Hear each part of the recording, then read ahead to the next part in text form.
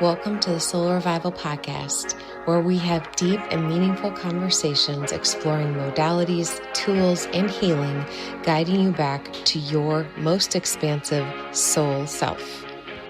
Hello, and welcome back to another episode of the Soul Revival Podcast. We are so excited to have you here today, and this is a juicy topic today. I feel like this is a much needed topic, especially since before we started recording, both of us have stories of things that have recently happened in our lives or to friends of ours around lack of authenticity with healers. And so today's topic is going to be around authenticity, which I think can be like a lot of different things. It can be authenticity in and of ourselves, making sure we're being true to ourselves, and which is really important if you are a healer, because you're going to call in the right audience that's meant for you.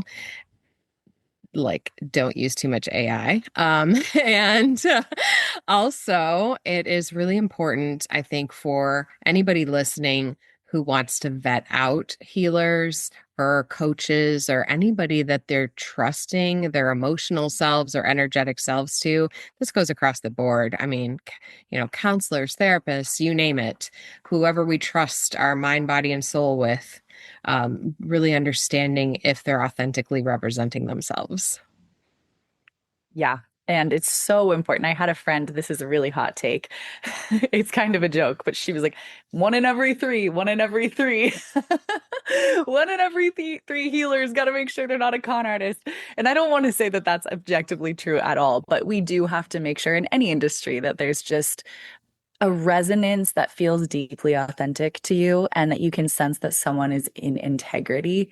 And I'm actually curious to hear your story, Lindsay, if you don't mind sharing a little about this and what your experience with that is. Yeah, not at all. And I would say too, the first thing that came to me as you were talking is anybody who's trying to push something on you or sell something to you, automatically red flag. I mean, anybody who's a true healer that's in this for the right reasons, that's truly out there to help people. I mean, I was called to this work because of my own grieving experiences and the Mhm. transformational growth that I went through as a result of that, the expansion I went through, and just being able to kind of help others collapse time around their journey. So that is my authentic story. I would never try to sell somebody something. So if my energy resonates with you, awesome, let's work together. If it doesn't, there's another healer that's meant for you. So anybody who's trying to jam something down your throat or, like force something on you, get out. Get So, out quick. yeah, and I think we talked a little about this maybe in the last one, or I'm having a deja vu, but when people need to ask for consent, and that is a healer's number one rule, whether it's spoken or just someone who's in integrity just knows that in their bones that they will ask for consent to even have a connection with you. So there's an energy reciprocity and like a check-in that happens. And that's going to be with wisdom, with guidance, with channeling. I always say something that really throws me off is when somebody who's like intuitive comes and just decides to channel something for you or the room and nobody asked. And it's like there's times where it feels really cool. You're like, whoa. But also I think it's really important that even if you do get like a hit of intuition, you ask for consent to share that. Like, oh, I just got something, is it okay if I share, check in with you on this? There's a certain level of also just humility. I feel that people who are in integrity and authentic to themselves and their nature and their skill set are going to bring to the table. That's so important for me to check. 1000%. And I think that is because if you truly are a healer, you recognize that you're just a vessel, you're channeling. It's not your information, it's not your story to tell. You're just a vehicle to deliver the information to the person who's asked you to, back to your consent thing. I have this even this morning. I had a session with somebody and it was an animal communication session. So, we're there really to talk about her animal. But my animal communication sessions often are like a mirroring. So, there's a reason that animals are brought into our lives and vice versa, right? And so, but I asked her, is it okay? I could tell immediately that I was going to be getting information for her as well that was like specific to her, not just related to her relationship with her animal. And so I asked her, is it okay if I bring things through that might be a little bit more around work for you to do versus your work with your animal companion. So, and she said yes, and so that was great because there was so much interwovenness with what came through for her animal and what came through to her for her. But you're absolutely right. I mean, and I think any healer worth their salt, they're not going to just do like a dump on you. It can, because that's what it can feel like, right? It's like this heavy dump of like, I didn't ask for this. It's like when you get a text from somebody that maybe you don't have the best relationship with, and you're like, do I even read it? I mean, it's that same vibe. Totally. And something else I just found that's really important is there's people that are authentic and in integrity. Then there's also people who just don't know how to ground their channel yet. And I find this a lot, right? Where I just like got chills because I can think of so many beautiful people. This is not even like a diss, or it's like they're maybe early in their career of when I say They're career, just but excited. they're excited and they're learning how to drop into, and when I say ground their channel, they literally just need to ground and slow down and be present in order to hold that space and hold that channel, or else it gets kind of murky and it's overwhelming as the receiver, even if it was all very accurate.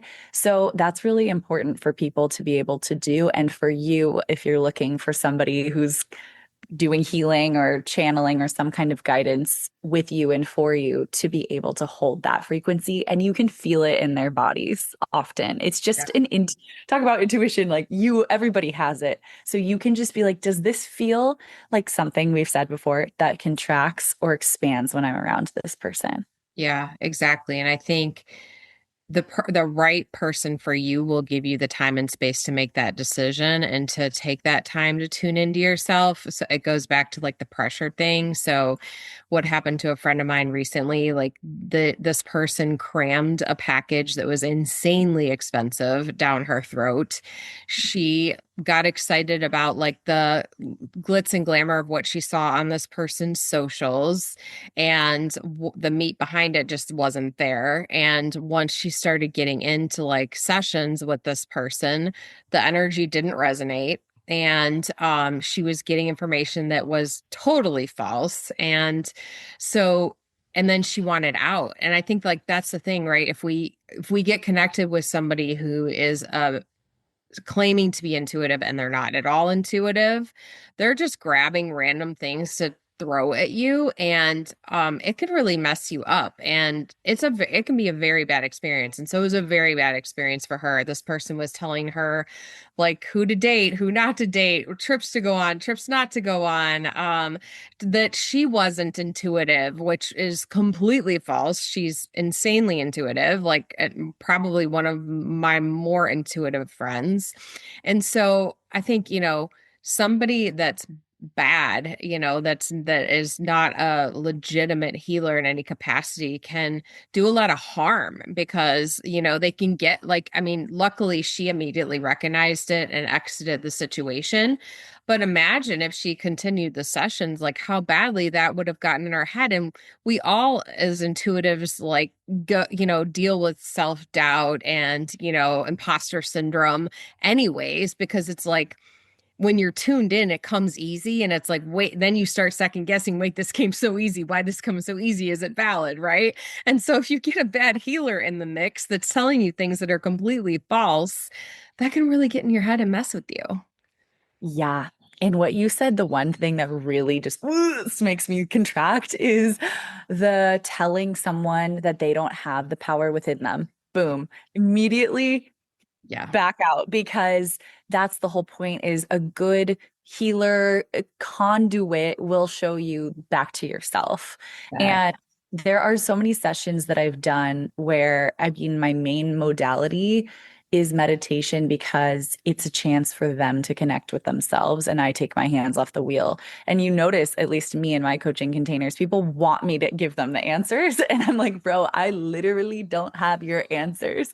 Like, I cannot even begin to tell you what's right for you. Even if like this works for 85, 90, 89% of people, this isn't going to work for you. Maybe like we need to check in with you and your body and your team, your energy to make sure that it's in alignment. So anyone who's coming to you and saying, "Oh, you're not intuitive, you can't trust yourself." Ooh, anything that takes the trust of yourself out of your hands is super dangerous. Yeah. And also total BS. Total BS. Like also anyone, I always say that the thing that raises a flag is when people are, this is the way. Yeah. This is the way. Yeah. Single That, answers. Yeah. uh-huh. Yeah. Mm-mm. That is so true. And I'm glad you said that about your coaching because it's absolutely the same for me too. Like when I work one-on-one with people with grief coaching, I'm 100% there. Like I always say, like helping them learn how to fish. Like I don't have any special abilities that you can't tap and tune into yourself. It's just all about creating an openness and a level of trust and recognition and gratitude to get you to the point where you're tapping into this stuff yourself because we all have the capability to do it. And if anybody who is really authentic in what they're doing, they're coming from it from that place of like, they're going to help. They're there not like as, you know, somebody you need to be dependent upon. They're there as somebody who is there to truly coach you to be able to do it yourself. Thank you for listening to the Soul Revival Podcast. I'm your host, Lindsay Stanton. I want to give you a special offer for all those who leave us a 5-star review. All you have to do is take a screenshot of that 5-star review, email it to info@thesoulrevival.com, and every month we're going to be giving away 30 days of the community membership. 30 days of community membership. That's 30 days of being around like-minded people who are on their spiritual expansion journey. All you have to do is give us a 5-star review, snap a screenshot, and email it to info@thesoulrevival.com. Thank you so much for listening. Completely. That's it. We shouldn't need that person at any point. They shouldn't be pedestaled. They're just a channel. Yeah. And also I would say, and I've mentioned this on other episodes before, but first of all, if you're looking to hire somebody, ask your friends who are in this line of work first before you hire somebody. And second of all, there's a phenomenal resource out there. If you don't join them as an organization, but you should join them as an organization, the Forever Family Foundation, they're a nonprofit. They certify mediums and psychics, and the people on their list are amazing, and you can just know and have confidence that you're going to get somebody who's been vetted and valid. And you know, the other thing I would say is if you can get in to see somebody like immediately, I'm not saying that like that's a total no-go, but if you're hiring a medium and you can get an appointment like in an hour, there might be a red flag there because like the good mediums that I'm friends with, I mean, some of them have availability, of course, and schedules fluctuate, but a lot of them you have to wait to see them. And so like they've got a wait list. So if they're, again, it's that back to that pressure thing. If they're like, okay, like, you know, well, I could see you right now. And I know that's happened to friends of mine too, where it's like, you know, this supposed psychic or medium is like, you know, oh, like send me the money and I'll do a reading right now. I can only do one right now. That's definitely not valid. Something else that goes right into what you said to me that I just clicked together of the times where I've had shaky kind of situations with people that are questionable. There has been an interesting thing where they don't really respect the container. And I mean that in even their own time. Sometimes it feels like they're over giving, like they'll go over time a lot, or they'll stay long. They'll kind of get murky with the bond. Like maybe they're trying to reach out in other ways that are beyond what you've hired them for. Like that is a really interesting thing that I just realized when you said that has come up consistently with people that have like later I've really seen the big picture. This is not an integrity. This is not. Yeah. Yeah. Desperate energy. Yes, exactly. And at first you might think, oh, this is so kind of them to go over and to give extra. But there's also sort of like a taking of energy that can happen in those situations. And I'm not even here to explain why they're doing that. I'm not even sure, but it's just something that I've seen time and time again. And that's somebody who is, again, in integrity, just fundamentally will be in integrity with themselves and their container and their time and their level of professionalism, even if it like looks nice or good to give extra. So it's just something to also note. Yeah, yeah, I agree with you completely because it's like, yeah, it goes back to that desperate energy. I mean, it's one thing, I think you used a word at the beginning that was really important, and that's like reciprocity and understanding. Like, I mean, it's one thing I've had mediums that I'm now friends with, like, do sessions with me where we ran over because it was like we were both just when I hire a medium, it's generally just validation of what I already know. It's just I'm looking for that icing on the cake. But it's just like a vibe where you're going back and forth and like it runs over because you're just, having this like really nice exchange versus somebody kind of like word vomiting you with their quote unquote intuitive hits. Boom, exactly. That's like that's the feeling that makes you want to just curl up into a tiny Right. ball. How do you, Lindsay, stay as a conscious disciple? Because I really think that in our world of healing and wellness and spirituality and self-growth and development, we are always wanting to take in new information and be open to things. We're seekers, we're open people, we want to experience life, right? Go to the depths. How do you stay, yeah, conscious in that role? That is such a good question. And I think for me, and I'm thankful that I've been guided this direction since the beginning, like since Roger passed on my journey. But I have really listened to my intuition because I am somebody who constantly likes to learn new things, new modalities. But I've trusted when it comes in as like something I want to surface level learn for myself versus something I want to do deep dive into to help the people in my containers with. Those are very different things for me. And like to me, it's like a really clear on and off switch. But I would say, as far as like other healers and even people that I know and trust to bring into the podcast, to come into the community, we're giving them a badge of authenticity just by that, right? I mean, just if by inviting somebody to be on the podcast or to be like a healer in the community is in some ways verifying them, as a healer myself.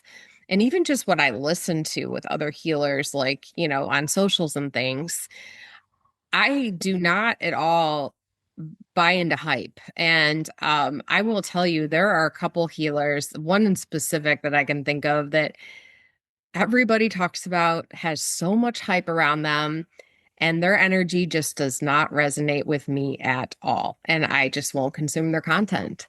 And, who knows? Like maybe someday somebody will be like, oh, blah, and like there'll be some like they'll be canceled. I don't know. Or maybe that person's energy just doesn't vibe with mine. But I really do listen. Like, and if I feel called to somebody, I'm a firm believer that we're divinely brought into spaces with people that we're meant to be in community with, whether it's, for a minute or a lifetime. And I trust in that. And if somebody's energy resonates with me, I'm going to go all in on that. But if they don't, I'm going to pump the brakes because we only have so many days here in this incarnation. And so I trust in it. Agreed. It's actually interesting you said that because I do think that there are people that will resonate with and don't, even if they're great teachers. And I actually did a speaker's course one time where we listened to people's voices and we decided which one resonated and which one didn't. And it's so funny that there were some people I was like, yes. And then others that are huge names in the space, same thing where I was like, "Ugh," like it's so grating to me and I don't trust that person. But it's so interesting because I can't speak to them. I don't fundamentally think there's anything dangerous or out of integrity per se, but my system registers it almost as such just by the sound and tonality. So we can just trust ourselves flat out that whatever message and wisdom and medicine is for you, you will be attracted to. And then let's say we're attracted to, then let's make sure that it's in those route, like those kind of guardrails of somebody being and in integrity and authenticity as a healer. And I think one more I really want to add to that is we can't always tell, but it's just really important that if there's any like dishonesty in their stories or anything like that, that just feels, uh, that's really important to note also. And I recently had this experience where I actually felt very expanded by someone's energy and really, really interested in their story and had a big conversation and situation with this person. And I'm being pretty vague, but was listening to their story and they were that they were sharing, and I just felt in my body like that's not true.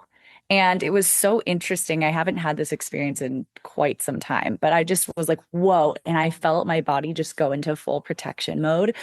And it was really unfortunate because I actually do think that they have a lot of wisdom to share, but I don't know the reason for maybe bending truths or creating illustrious stories, but it actually backfired so much. And it was just such a shame because I really wanted, to share some of the teachings of this person as well. But we have to just be really mindful that even when something does feel expansive, that there can be moments of contraction, and we just get to note and ride those waves. Yeah. And that to me is also conscious discipleship. That's being a student or a listener or whatever role you're playing in the dynamic, that it can shift even if at first it feels good.